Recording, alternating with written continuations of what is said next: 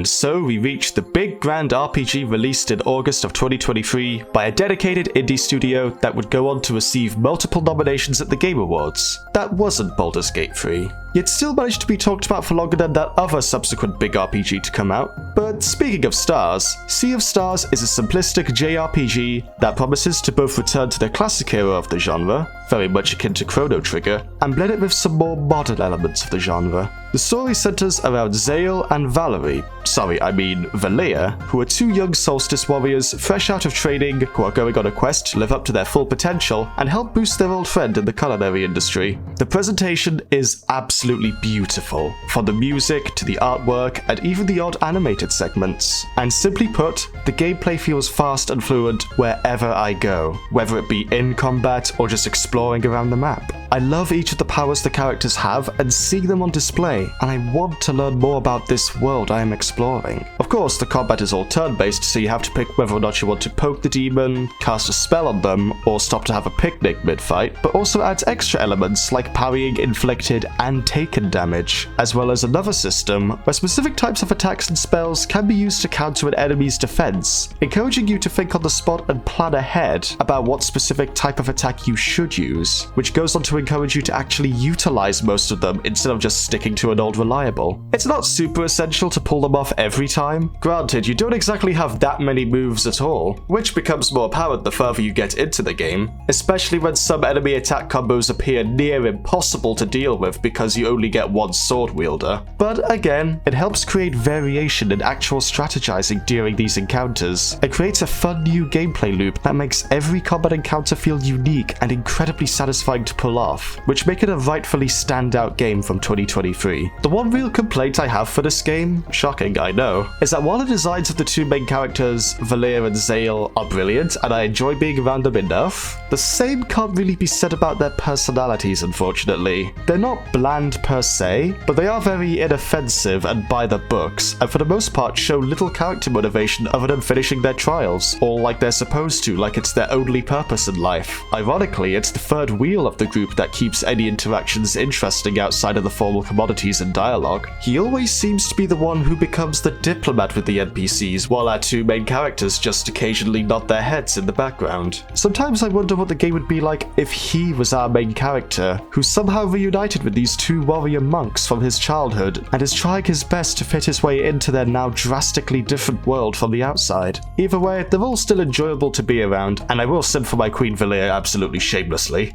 With that being said, this game is definitely a fantastic modern take on a classic JRPG with a familiar look and feel, and modern techniques to spruce up its older features, and masters its core gameplay loop, which is all enough to make it deservedly the second most talked about RPG this summer, depending on your perception of when the summer ended.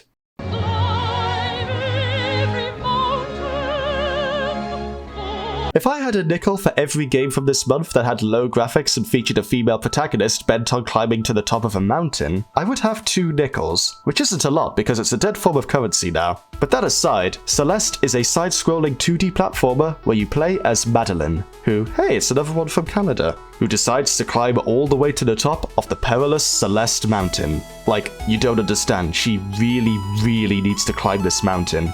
Oh yeah? It can't be that bad, right?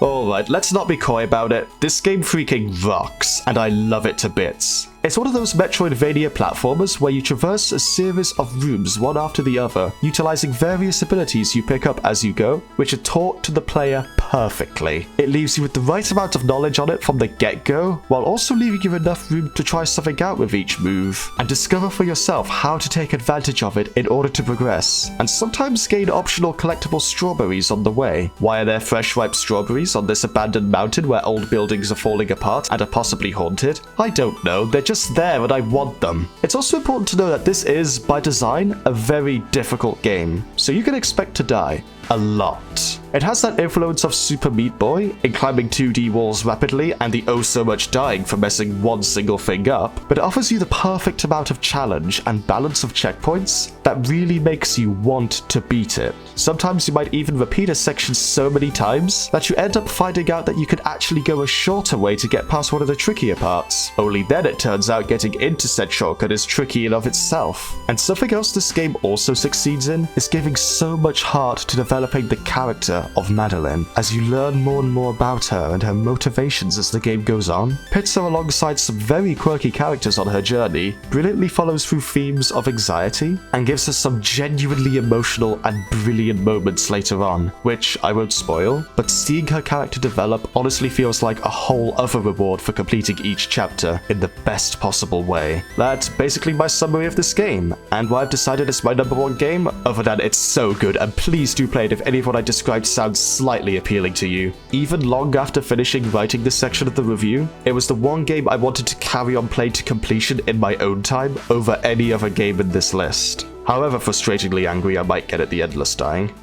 Also, trans rights. In memorial to those who died climbing the mountain, you say? Guess those suckers didn't have infinity respawns like I did.